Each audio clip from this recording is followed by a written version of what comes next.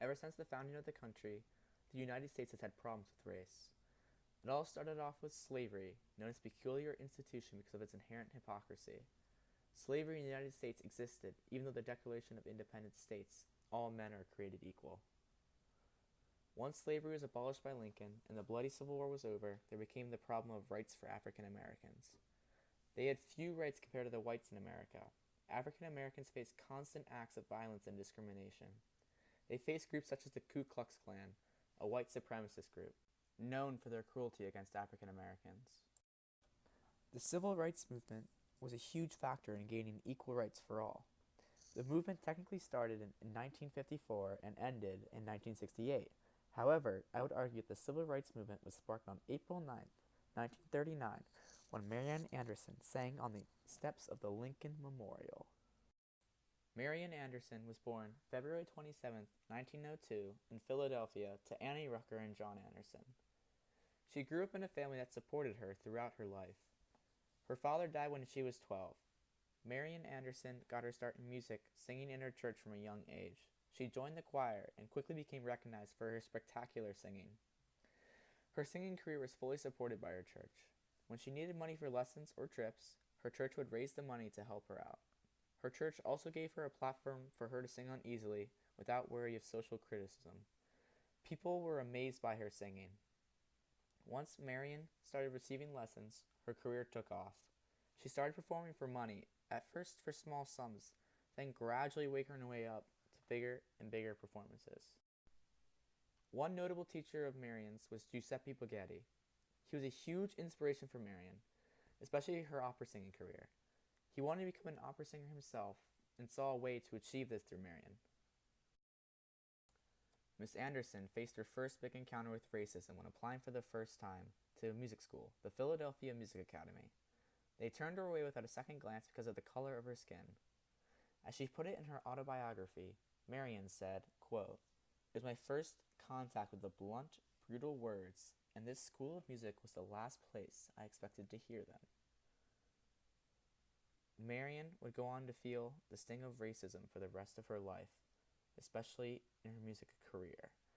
She took it until she finally made her big stand one Easter morning. As Marian Anderson rose through the ranks as an opera singer, her opportunities to sing grew.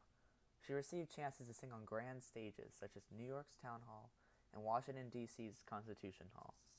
However, Constitution Hall proved to be troublesome for Marian.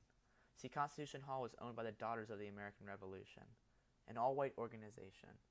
When they heard Marian was going to sing at their place, they told her she was not able to perform. They made it clear that the color of her skin was their reasoning. One notable member of the Daughters of the American Revolution was Eleanor Roosevelt. She was outraged when she heard what happened. She resigned from the organization immediately, leaving this message.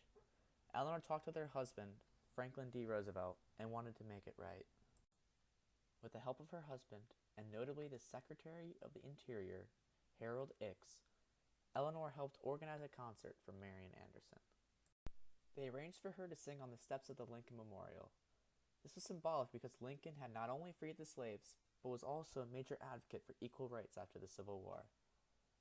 Marian Anderson chose her set list very deliberately. She started with America, or My Country 'Tis of Thee, then O Mio Fernando, then Franz Schubert's Ave Maria. She concluded the concert with three spirituals, starting with Gospel Train, then Trampin', and finally My Soul is Anchored in the Lord.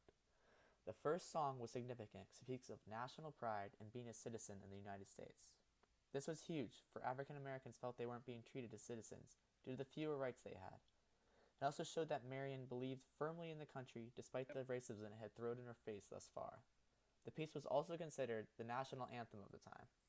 Marian Anderson sang her glorious concert on a sunny Easter morning, April 9, 1939. The crowd consisted of over 75,000 people of all colors, just as she had wanted. Her concert was also played over the radio for millions of intrigued listeners. Marian was accompanied by her trusted piano player, Kosti Vahanen. Before the concert, Marian was introduced by Secretary of the Interior of the time, Harold Ickes. Genius draws no color line.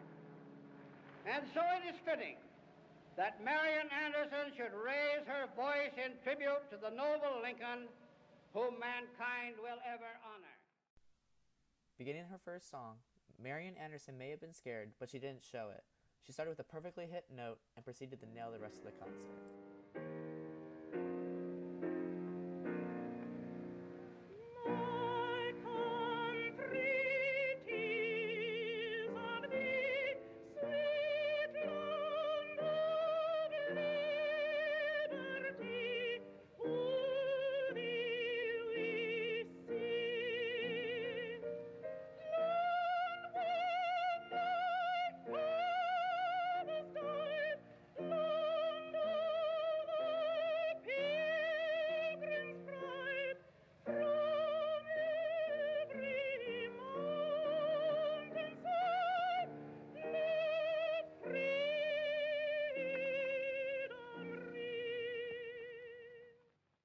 The impacts of Marian's performance were astounding.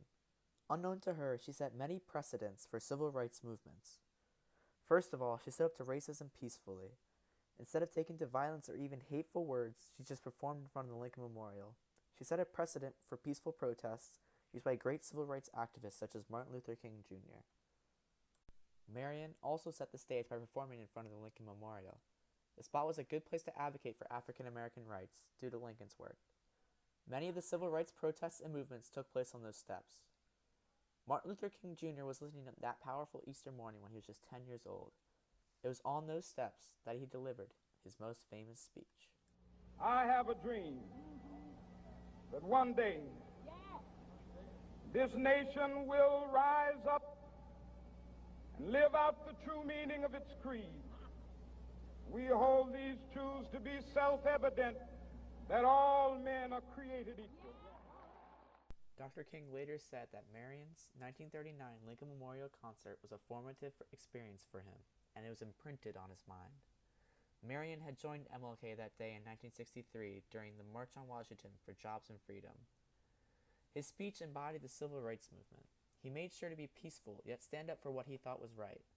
Marian Anderson sparked the civil rights movement that day when she took her stand in front of Lincoln. Marian Anderson inspired many people, for she was the first one to take a stand against racism on that large of a scale in such a respectable manner. Her voice changed how people took to advocating for the rights forever. There are equal rights for all races today, thanks to the work of Marian Anderson and countless others. People today do not give her enough credit for the civil rights movement, but she wouldn't mind. Marian was a humble woman who wanted not attention, but what was right.